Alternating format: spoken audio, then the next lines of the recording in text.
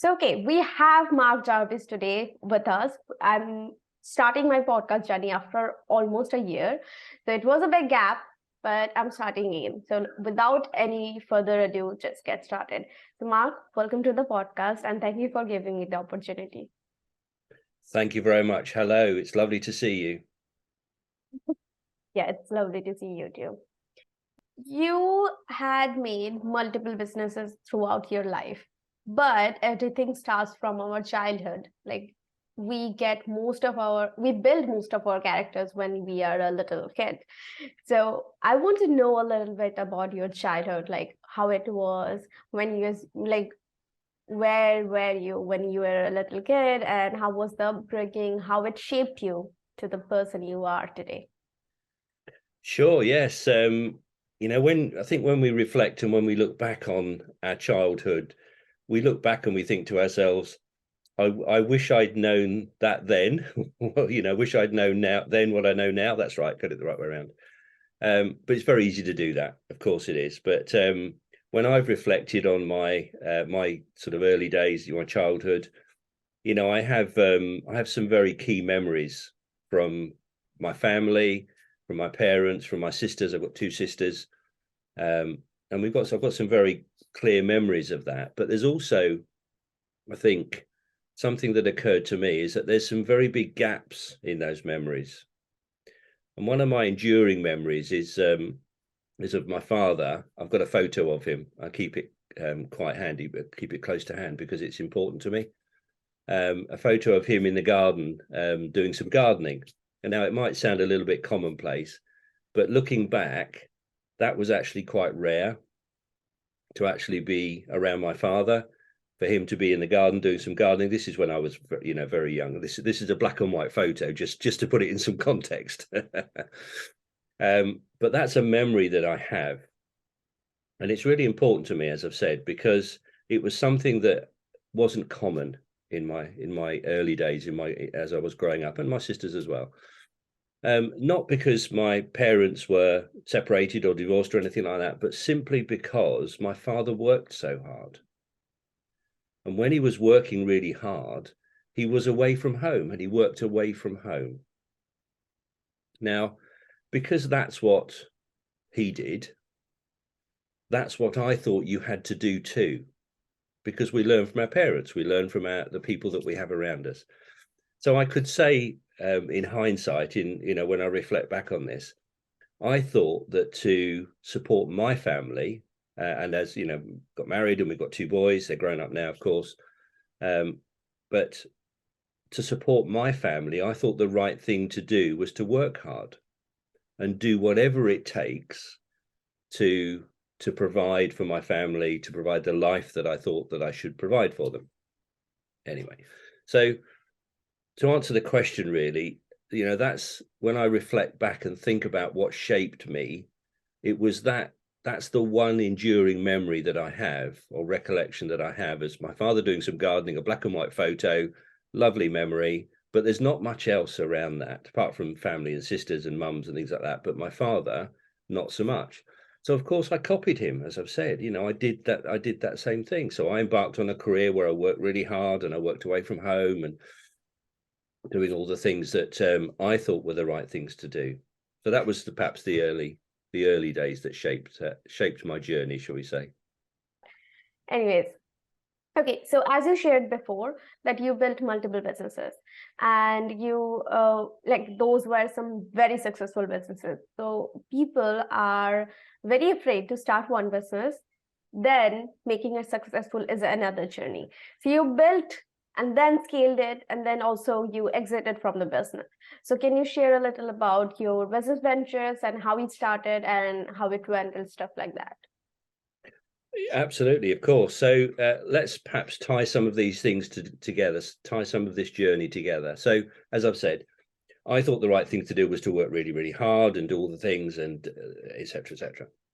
And there was one key memory again from that journey in the late 1980s, early 90s, late 1980s, 89, I think it was, where my wife at the time called me on the phone. Now, bear in mind that in the late 80s, this is before smartphones and before video phones and before all of these things. And it was, it was traditional dial-up analog phone system. So this is in the late 80s. And she said to me, Adam's taking his first steps today. Now, Adam is her oldest son. And she said, he's taken his first steps today. Now, I was working away because I thought that was the right thing to do. As we've said, I was working in Edinburgh, so I'm in the UK. I was working in Edinburgh. We lived in Birmingham at the time. And for those of you that might see the map, that's about 4 hours driving away, something like that. Now, of course, because I was working on a contract before video phones, it was 10 days before I got home. So, that enduring memory is a memory I don't have. All I can remember is the phone call. I never saw my eldest son's first steps. Anyway, so not that it's a sob story, but it was a trigger point for me taking the move to start my first business, because I realized that actually doing the things that I thought were the right things to do, the things that my father did, so I copied him, working hard, working away, didn't actually provide the life for my family that they needed. Provided the financial support that they needed, but not the life. So that was the trigger. So in the early 1990s, I decided I'd go and start my first business. So I did that in 1994. Like many people coming out of a career when I was in the hotel industry at the time, in the early 1990s, decided it was a good idea to go and start my business. And myself and a friend, we decided to start a business with no idea how to run it. In hindsight, you look back and you reflect on what we did. We had no idea how to run a business. We just did it. And that's, just sort of skipping to the end, why I care so much about other people's success, because I see them doing it too. So I started my first business with a friend. It's a design agency. We started that. We grew it. Within a couple of years, my friend decided he wanted to get out, to step back. So, it was just mine. So it was just me. So I built that up over a number of years, and I did it the hard way because I didn't know how to run a business. I just didn't know. So, we made lots of mistakes, and through learning from those mistakes, we managed to create an amazing business, which I then sold. So it's probably 8 or 9 years. I think it was about 9 years, and we sold the business, and then moved on and on and on. But what I learned in those early days is that I should have got help, because as a business owner, as somebody who owns a business, which is not the same thing as a business owner, we'll perhaps get to that in a little while, but I owned a business. So I had a business. I could say I own a business. And I was really good at doing the things that I was doing. It was design agency. We're really good at design and logos and all the websites and all the other stuff that design agencies do. So we were really good at doing that.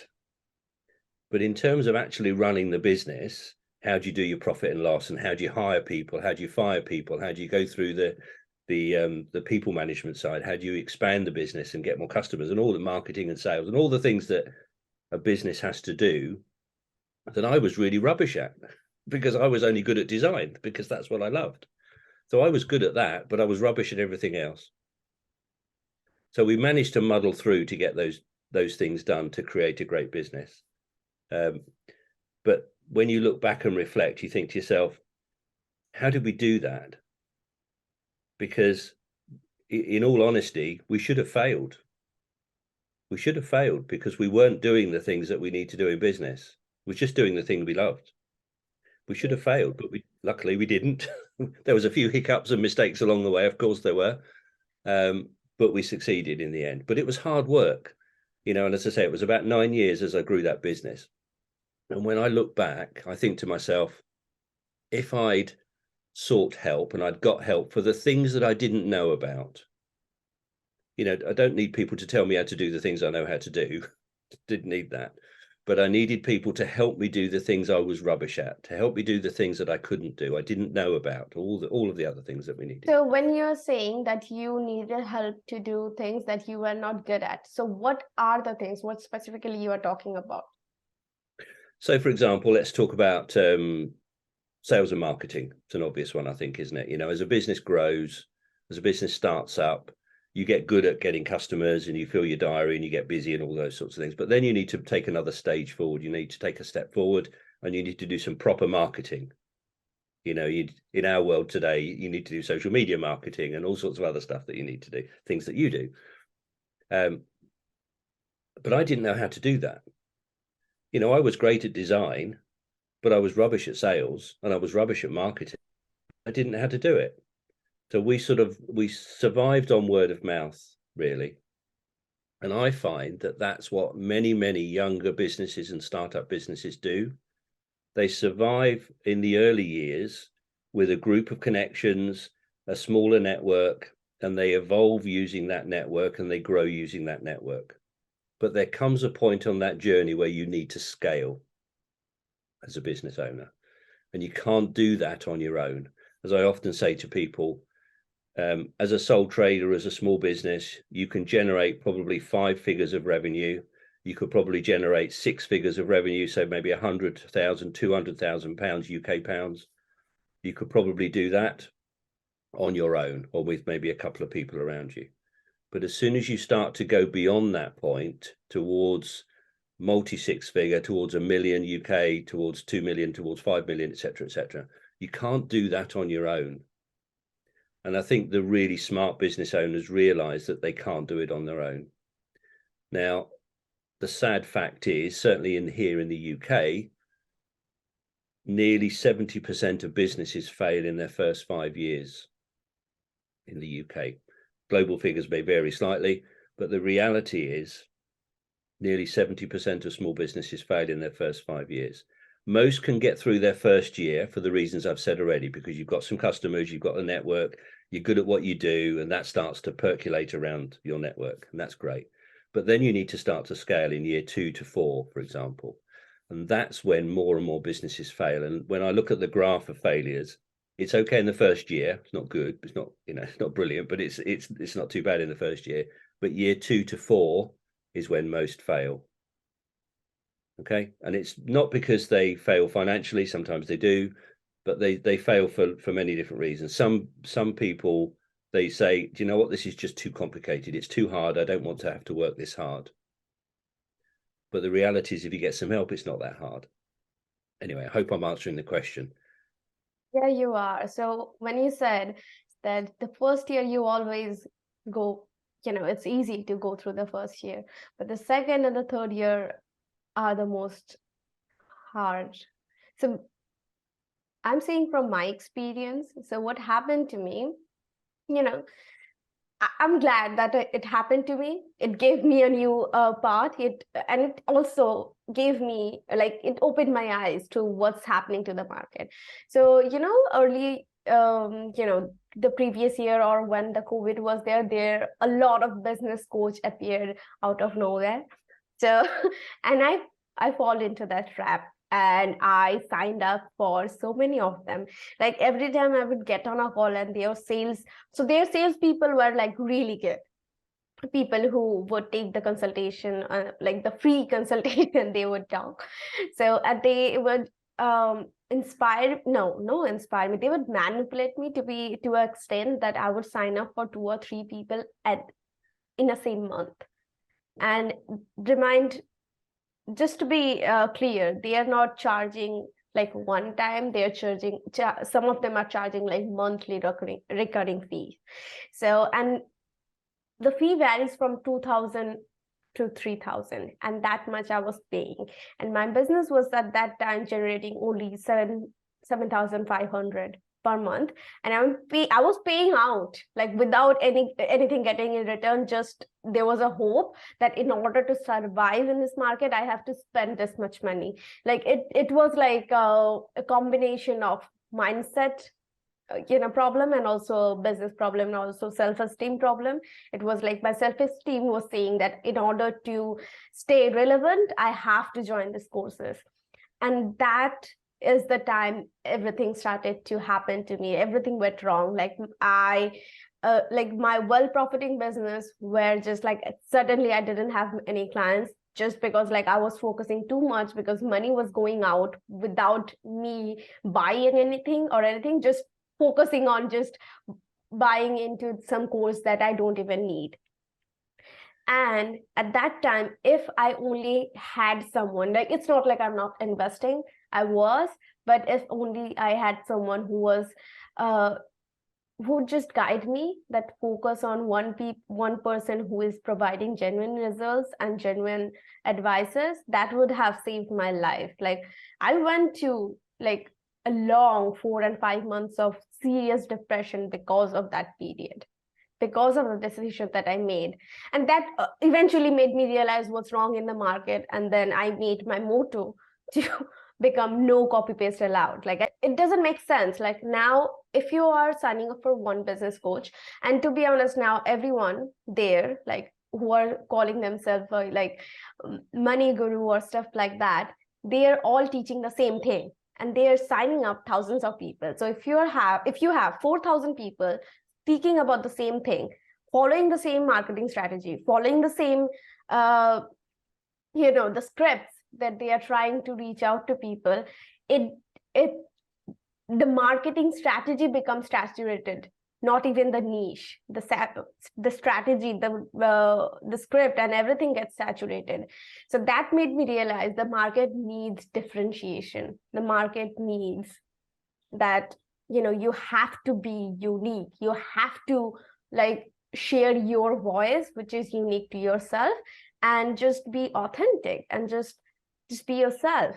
And so that is something very important lesson that I learned last year. And when you said the second and the third year is the most, like, like, they are the worst possible position or the situation you can find yourself.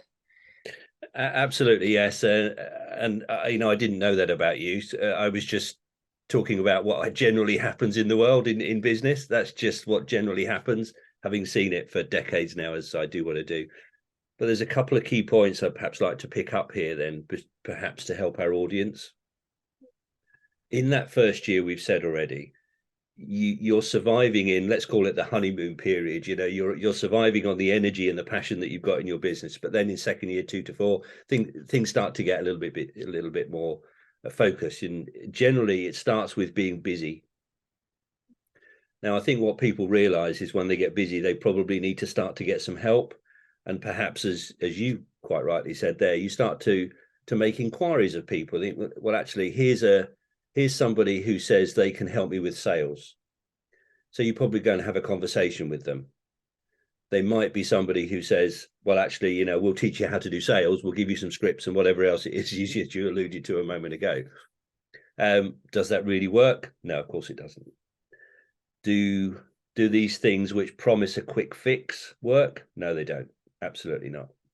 And the reality and the sad thing really about business is that when you get busy in business, perhaps at 18 months or as you're approaching 2 years, you get busy, you're good at what you do, you got busy, you think, I need to do something. That looks like a quick fix.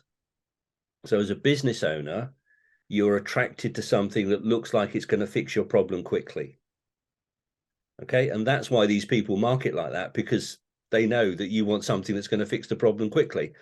Reality check, there are no quick fixes in business. That's the reality. There are no quick fixes in business. People often talk about working harder, working smarter, not harder. The reality is that no successful person has never worked hard. I worked really hard. I was only successful because I worked hard. But the difference is I worked hard at smart things. So you've got to work hard. You can't work smarter, not harder. They're not opposites, but you work hard at smart things. What are the smart things? Well, here's perhaps a tip I can share with you. As you're on your journey, who do you look for? Look towards to help, but for help. Well, you look towards somebody who has the same journey as you.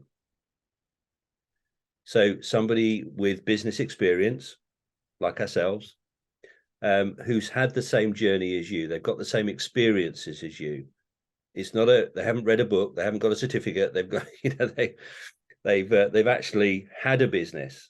And as you said, I'm not here to criticize the world of business coaching. That's not what we're here to do. But the reality is you can go on a course, sign up, do some other things and become a business coach. But that doesn't mean to say you've ever owned a business. Now, unless you've owned a business, how can you advise people on how to own a business? Doesn't work for me. And I suspect it doesn't work for you as well. So again, we're not here to criticize that, because there is some real value in the linear and the formulaic approach to business coaching. There is some value in that.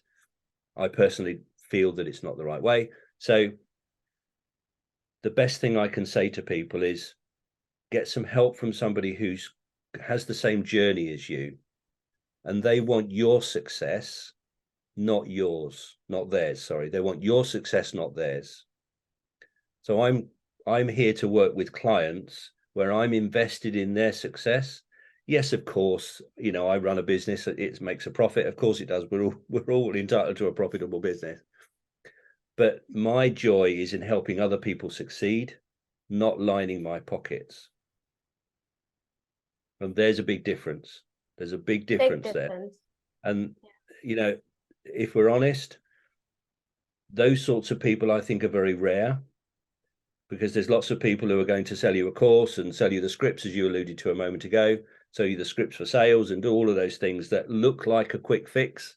The reality is they don't work in the long run. They might work for a couple of months and they might change what you're doing, and you might feel, okay, that's a good move forward, but in the long run, you'll probably find they don't work.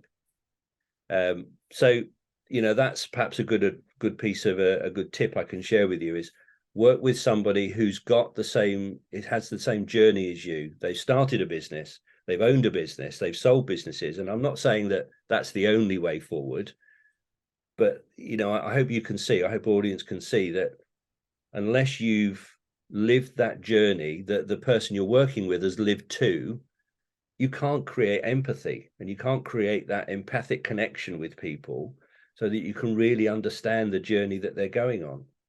And that for me is really, really important. And the other one I would just share with you very briefly, and I'll stop talking in a second, is to say, you know, particularly in your early years, perhaps in the first year, maybe first to second year, 18 months, something like that, there's lots of help available to us as business owners in our early years. There's lots of help globally from lots of different organizations. My advice is to always get some help from somebody where you are not their target market. Now, what do I mean by that? Well, let's just say I'm a business mentor. I'm not a coach, I'm a mentor. It's a different thing. So as a business mentor, you know, my clients can you please quickly give a you know, difference between what it means to be a business mentor and what it means to be a business coach? Sure. Okay. I'll try and sort of keep it as simple as possible, really.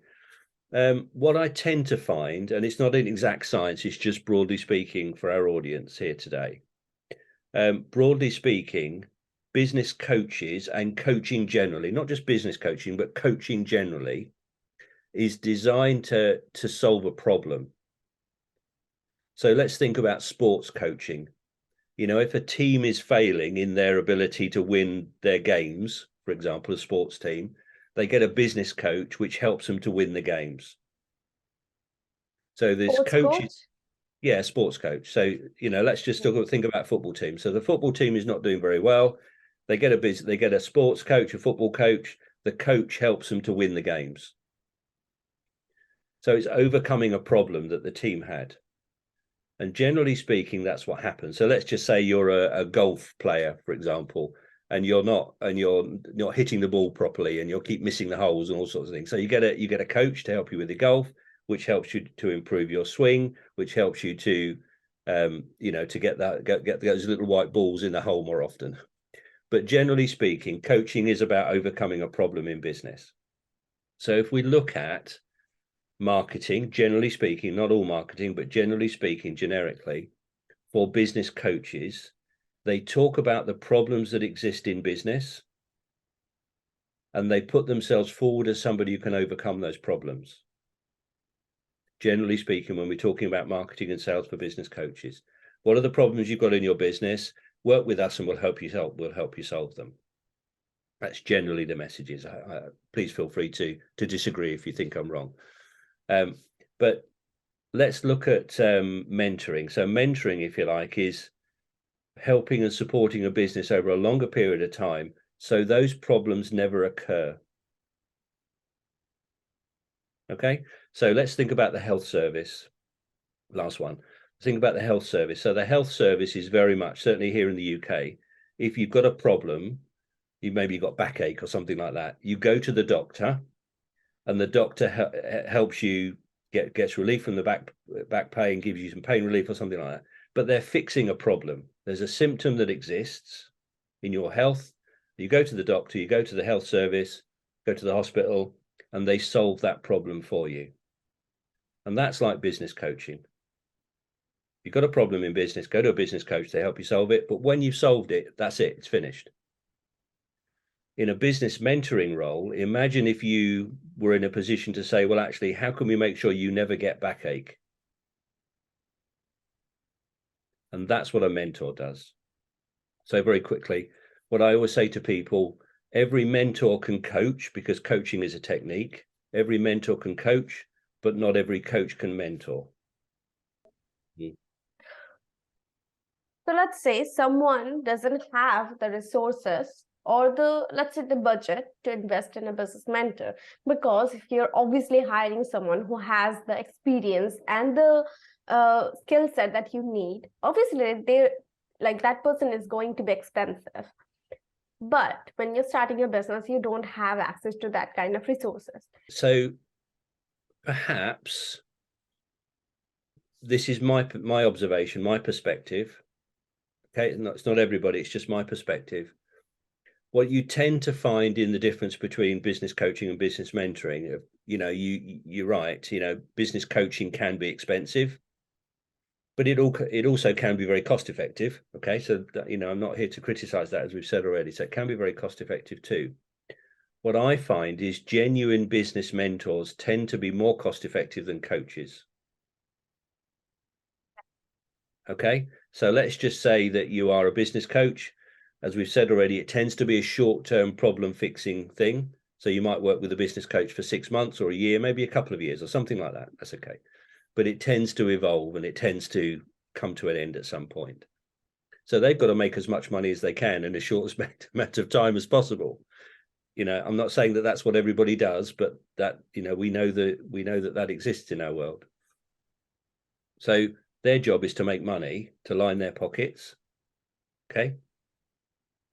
No disrespect to some people, because it's not picking out anybody in particular, of course. So what you tend to find is, because a mentoring role with somebody and with an organization is a much longer process. So my clients have been with me for years and years. And they probably will stay with me for years and years. So that role tends to be for much longer. But because we're not there just to make money, we're there to create genuine help and support for people, it's often more cost effective. So in terms of a price point of view, I probably would say most coaches are more expensive than mentors, because mentors have a lived journey. So for example, sorry to cut you off, but because business mentors have businesses, as I have, I've started multiple businesses and built them up and sold them. My job is not to line my pockets as a business coach or as a business mentor or as a business consultant or anything like that, because I've done that, because I've owned businesses, done that. My job here is to support people to do the same. Okay.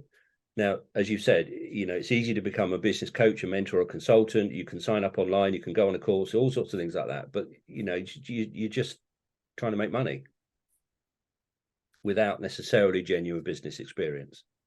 And I think that's a useful point to make. And again, just my perspective, and I'm generalizing, absolutely, for everybody here who are listening to us here. There are some very, very, very good business coaches, consultants, and mentors out there, but we know that it's very easy to get sucked into people who perhaps won't offer the service that you expect, which is why I suggested find somebody where you are not their target market as you begin your journey, which is the point we perhaps just tried to make a moment ago. So let's just say, I have a number of programs and things that I work with my clients, but let's just say somebody who's quite young in business comes to me and said, look, Mark, can you help me? We have a conversation and we agree that for whatever reason it's not the right time, perhaps because they don't, as you've said already, perhaps they don't have the budget to invest. I'm not going to not help them in some way just because they don't have the budget. You know, I'm going to give them some ideas and some pointers because I love to do that, and it makes a difference for people. But because I don't really have a product or a service that directly connects to them, then they're not my target market. Okay, but I'm still going to help them in some way, you know, not commercially for obvious reasons, but I'm still going to help them and give them some guidance and give them some pointers such that when they are ready, they might come back to me. And I think that's an important thing to note. You know, when you're looking for some help in the early months and years, there's plenty of help out there, but perhaps some help from somebody where they don't have a product or service that they could sell to you. And there's not many like that, but there are people out there like that. Kind of makes me feel like my voice isn't needed, because if you see online, like everyone kind of is sharing content and everyone has like the solution probably that I'm trying to provide here, it's already available. Maybe I will obviously give my own touch to it and add some new points, but overall you might have the solution already available. So if you had to convince me, like, Vipasha, still you have to do it, so how would you convince me? Yeah, so you're right, absolutely right, Bipasha, that there are a lot of people who provide on the surface provide the same solution. Okay, but what is unique for us is the way that we do that. And if you think about the world today, exists in a global market. So particularly for service-based businesses, I can buy a service from pretty much anywhere in the world, So as a small local business, how do you put yourself in front of the right people? What do you do? And I think that's the question you're asking, when superficially the same solution exists everywhere. Well, the way to create that uniqueness is to come back to this purpose thing that I mentioned a moment ago, because the way that you work is the thing that people will buy. And perhaps a good analogy is to think about the TV adverts that you have. You have adverts on the TV in between your TV programs. I'm sure you do. We certainly have. I think it's a global thing. Everybody does TV adverts. The Americans do it very, very well. But if you think to yourself, last time you were watching your TV show or something, a movie or something on the TV, and there was an advert break, and you watch some of the adverts in there, you might have seen an advert that you think, oh, that product or that service looks really good. So you think to yourself, I'm interested in that. So you pick up your mobile phone or your tablet or something like that that's connected to the internet, and you search for it, perhaps put their website address because it was in the advert, and you go and look up what they do. Is that fair? I think most of us do that at some point. We go and look up what that company is about, and we think to ourselves, yes, I quite like the idea of that product or service. I'm interested in that product or service. So what do we generally do then when a TV advert or something has created an interest for us? What do we generally do? We go and look at that website, but would it be fair to say that we also go and look at some other websites too? Do we do that? It's human nature, isn't it? In our modern world, that's what we do. So let's just say that the company has created an interest for me in that product or service. I've looked at their website. I'm then going to do some more research because I might be able to find that product or service that I'm interested in. I might be able to find a better deal. Is that fair? I think that's fair that most people do that at some level? Perhaps you're looking for a holiday or something, I don't know. Yeah. So we all do that, don't we? Mm. Now, here's the thing. Here's what most businesses don't do. Most businesses don't tell their audience why they should buy from them. They tell their audience what to buy. So I'm interested in that product. You've piqued my interest in that product. But what you haven't done is you haven't told me why I should buy it from you. And that's the key thing. And that's what most people, to my mind, that's what most people get wrong in marketing and sales, is they're very good at saying, here are the benefits to this product. Here are the features of the product. Their audience says, yes, I'm interested in that product. They will go and do their own research to go and look at where else they might get a better deal. And they only do that because the company hasn't shared with their audience why they're the right place to buy that product or service from.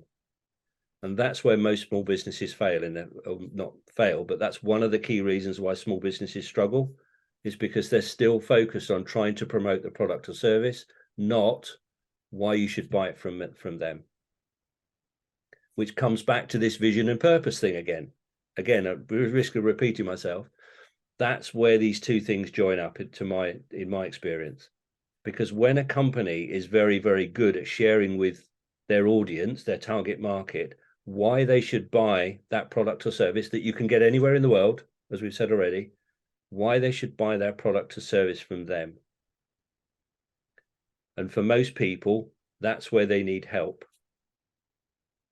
Let's rewind back to my first business, just to perhaps put some context around what we're talking about here, if that's okay.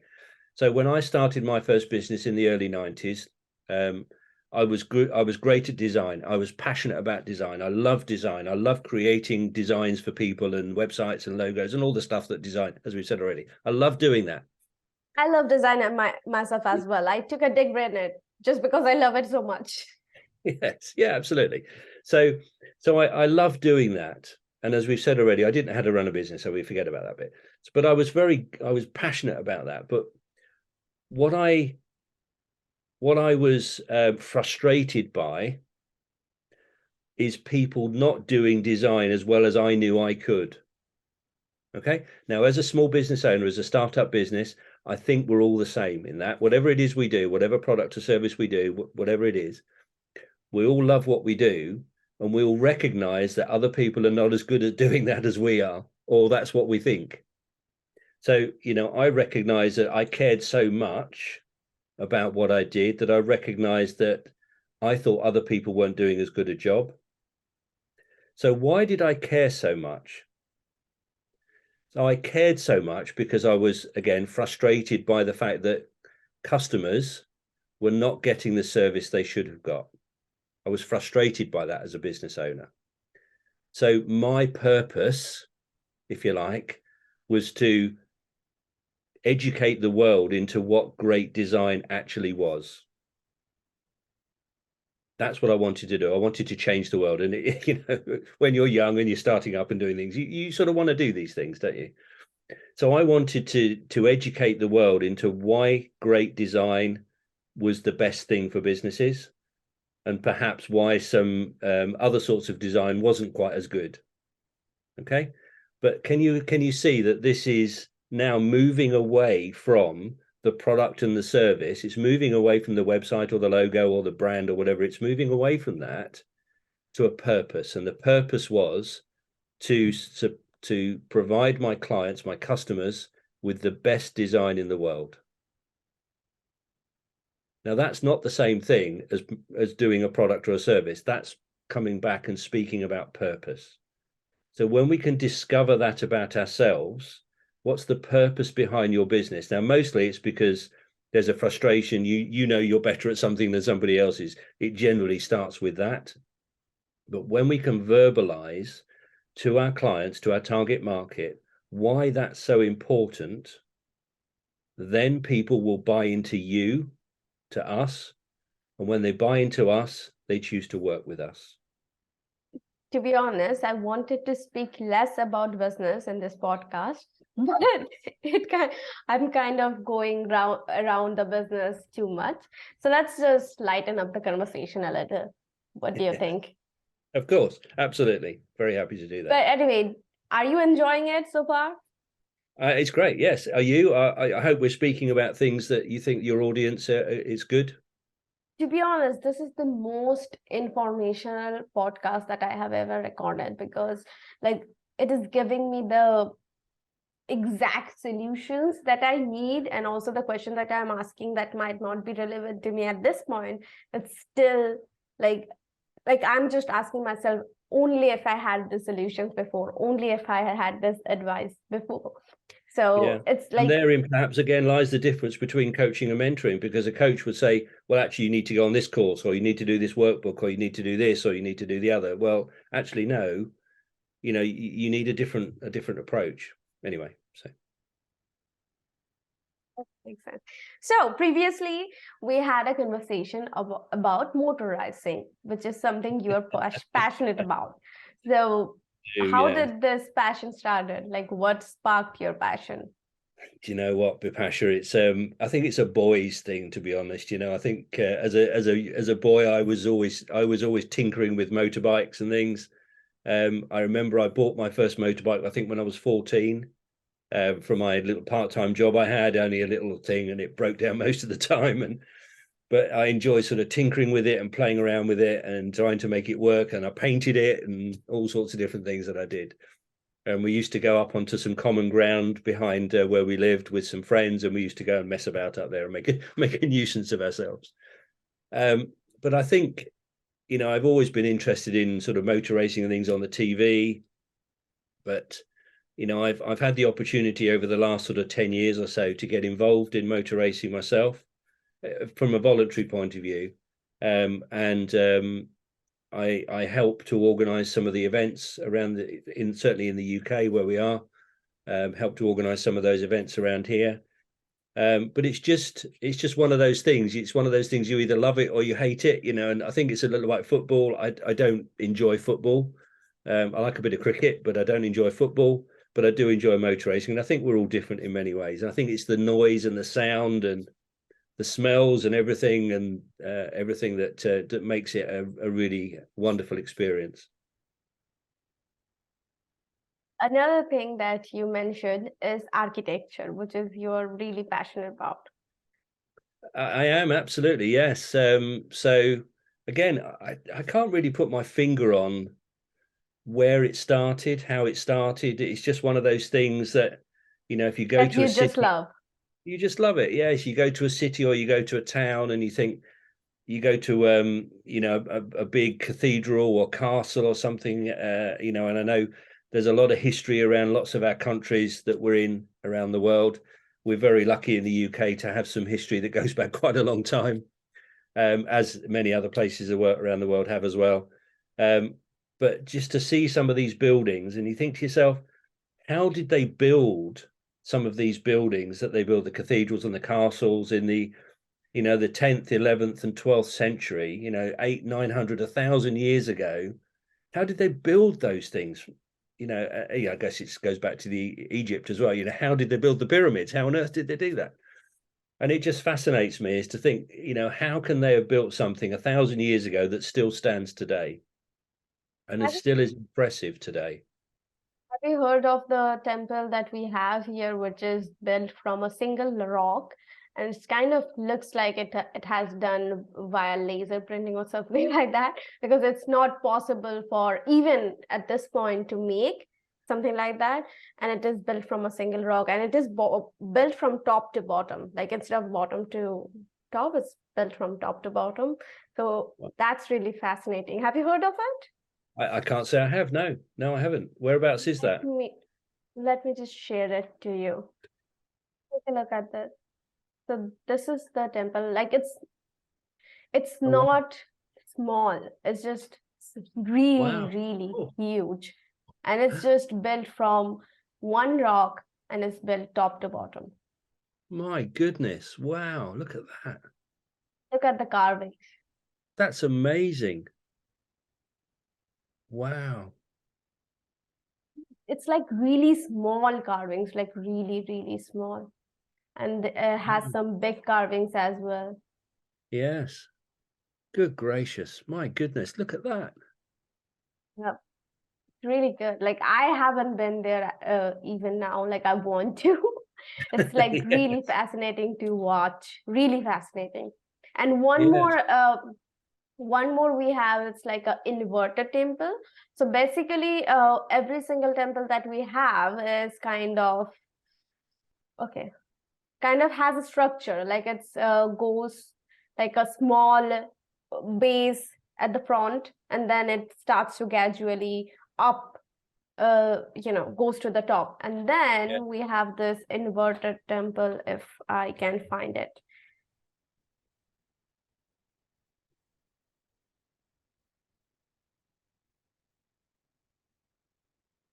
Look at that. So basically, someone did, yeah, this particular video probably, someone did a experiment. So if they made a similar model in a, like the things that you made from just to carve your hands and stuff like that. So they Yeah. made a model like that, and then they poured like cement or something like that into the model, and then it became a temple like this. So Wow. yeah, temple like this. So it was basically an inverted model of a temple. That's amazing. How on earth did somebody have that in their head to be able to do that in their head? It's just, it astounds me when you think about it, because there was no plans, there was no computer aided design, there was no, they just used to build stuff. And I can't believe it. It's just amazing. Just amazing. And Ellora cave is something like, I think Ellora cave and the Kailash temples same. But yeah, look at the Buddha statue. Yes. Wow. Gosh. Look at that, like That's the detail. yes. So how old is that roughly? Do we know how old that is? Uh, Let me try to find it. Sorry, I don't want to waste all our time, Bipasha, but it just fascinates me. Mm.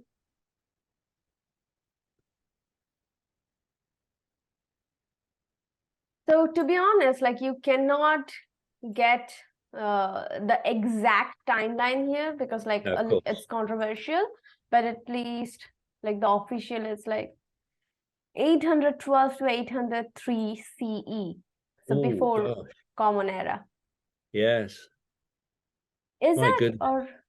or some there are dates like 730? I don't know. So it's kind of like 1000 year before the Common Era. Yes, yeah, absolutely. My word. Gosh, that's amazing. It's amazing, isn't it?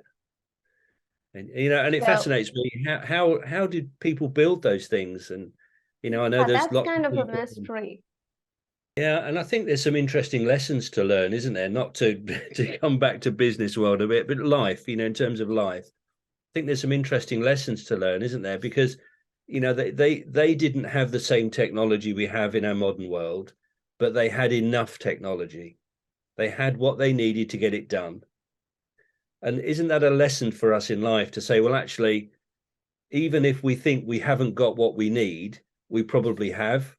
We've got enough in ourselves, in our life, in our business, but in our life, to get done what we need to get done. We have that.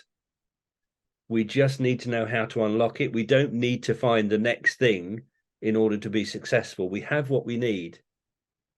We have that already, in the same way that they had 1,000 years ago to build these amazing things.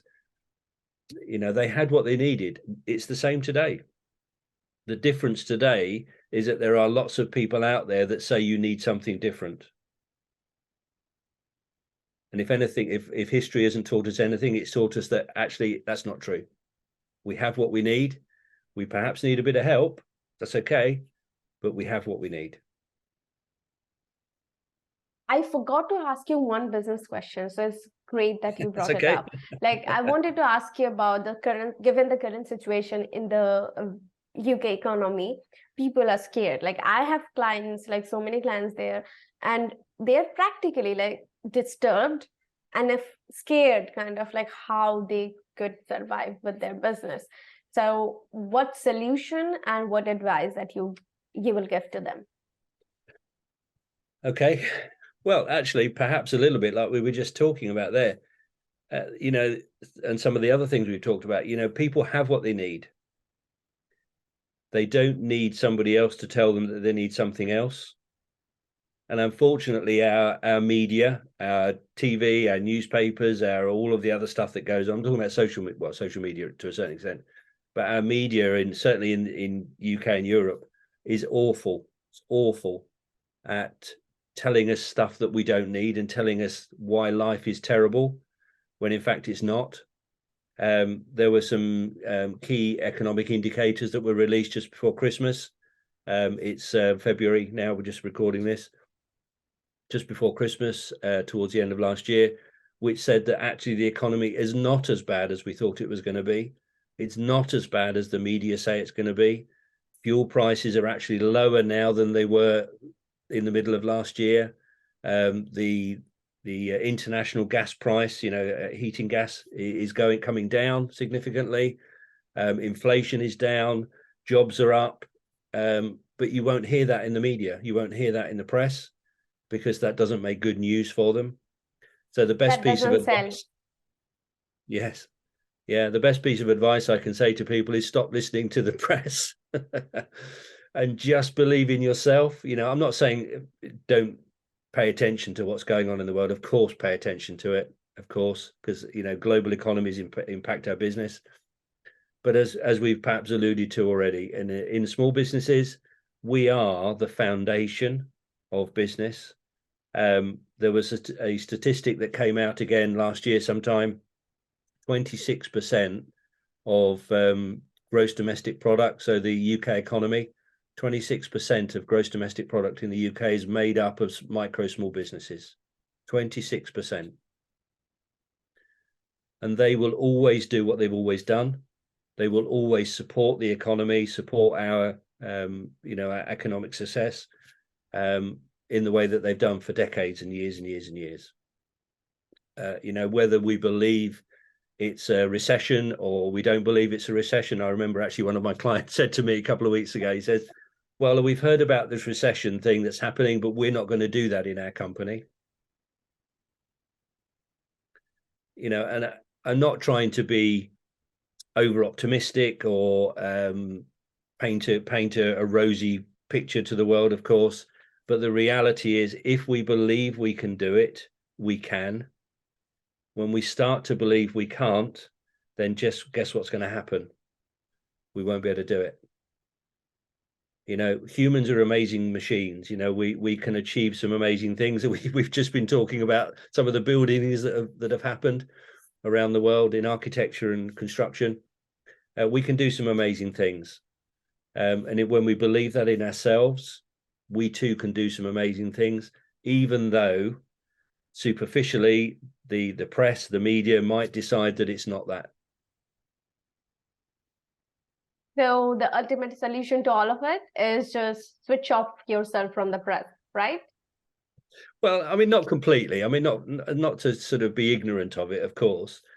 We need to know what the world is doing, but we don't need to listen to the news and the doom and gloom that is allegedly out there, when it's just not true. I remember petrol rationing in the 1970s in the UK. I mean, we had a bit of a period a couple of years ago from the lockdown and the COVID thing that happened, where fuel was a bit of a challenge to get hold of, but it's nothing like the rationing that exists only 40, 50 years ago in the UK. I think it's too easy to live in a world where it's easy to get hold of what we want to get a hold of. We've been in that world for about 20 years now. Some of us who are of a certain age will remember things before that, and we can remember actually life has never been this easy. We are like the most comfortable generation that has ever walked on this earth. Like, we have every single thing. Like, I think I heard this from somewhere that even the richest king in the world didn't have access to this much comfort that we have today. So that's Correct. inspiring. Yes, yeah, absolutely. I mean, if you think about televisions, I mean, not that long ago, if you had a television, if one person in your street had a television, you were lucky. Now probably every room in your house has a television. Yeah. So nowadays, like even I people in my generation are not really like they are not subscribing to television anymore. Like they get their most of the entertainment that they need from like Netflix, Prime, and obviously social media is always going to be there, and then YouTube is a search engine now. So not now, it was every even from the point it was in discovered or invented. So that being said, like I remember watching TV when I was a child, and then I started to get into social media, and then like it kind of didn't make any sense for me to invest my time into TV, because like every single thing that I'm getting with like more additional features like pause and play and stuff like that in my computer desktop, or like if you need a bigger screen, you can get a bigger monitor that you can have access to smart TV, and also you can work on it and stuff like that, which is not a good thing to do, like doing entertainment and work at the same device. I did that before and it was super unproductive. So I'm fortunate enough to switch it up and now I'm focusing on when I'm working on the device, like it's completely only for work. And if I have specifically chosen a smaller monitor for the entertainment because it demotivates me to watch entertainment. So it keeps me productive. Okay. Yes. And I think it's worth reminding ourselves what it is we're doing in life. I often ask people, is what you do full-time or part-time? And most people say for their work, and most people say the work that I do is full-time. And I say, well, why do you believe that the work you do is full-time? Because when you actually look at the time you spend, that's less than half the amount of your life. So why do you believe that it's full-time? And I come back to purpose again, but I started my first business because I recognized that providing for my family was providing a life for the family, for the people that I have around me, for the people I love and the people that love me. It's providing a life for that. It's not about working goodness knows how many hours. It's not about listening to the news and this doom and gloom or whatever else it is. It's about having a life. So I would say to people, look, people pay me part-time. So that work I do, my professional work is part-time. My life is full-time. Yeah. So let's lighten up the mood again. Are you up for Are you up for a rapid fire round? Yeah, of course. Fire away. Okay. So I will ask you very simple, short words, and you have to give me the word that comes right after it to your mind. That's good. Okay. So let's start. And you cannot wait. Okay. So you have to give the answer within 2 or 3 seconds. Okay. Okay, let's start. What comes to your mind when I say life? Gratitude. Business. Passion. Marketing. Disaster. Love. Life. Passion. Engagement. Success. Happiness. England. Sorry? England. England. Home. Queen Elizabeth I. Inspirational. Queen Elizabeth II. Probably the same, I would say again. Can I say inspirational again? Diana. Yeah. Unlucky. Favorite game? Chess. So then we have reached the end of our podcast. Any message that you want to give to the audience? I think the only thing I would say to people is don't wait to get some help. Get the right help. It might not be me, it might not be Pipasha, it might be somebody else around you. That's absolutely fine. But don't wait to get help, because the alternative is you don't get help and your competition will overtake you. So if someone wants to reach out to you and if they want to just have a conversation with you or might want to work with you, what are the possible ways to do that? Sure. So you can have a look on my website. I'm sure you'll pop the link in somewhere, Bipasha. Thank you. You can find me on LinkedIn again. Just go search, or you can just go on a search engine and put Mark Jarvis Academy in there. You can find me that way. But I work with people from all different positions, whether they're pre-startup or startup, or they're coming into the multi-millions, and through a whole range of different businesses, to help them grow and scale profitably, ethically, and sustainably. Those are my 3 focus points. Thank you, Mark, for coming to the podcast today. And thank you so much for giving me your time today. And I'm so blessed to have you here. Thank you so much. Thank you, Bipasha. It's been lovely to spend some time with you today.